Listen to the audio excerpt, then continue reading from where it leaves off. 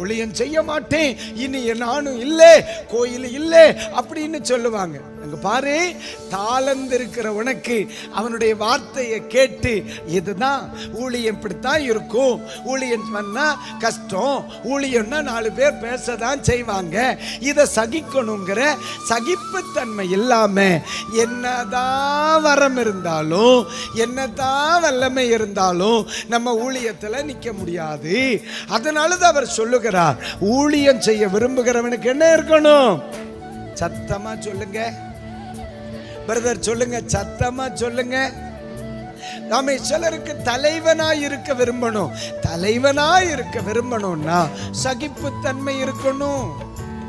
ஊழியக்காரனாய் இருக்க விரும்பணும்னா அதுமே சகிப்புத்தன்மை இருக்கணும். ஒரு குடும்ப தலைவியாய் இருக்க விரும்பணும்னா உனக்கு சகிப்புத்தன்மை இருக்கணும். ஒரு குடும்ப தலைவனாக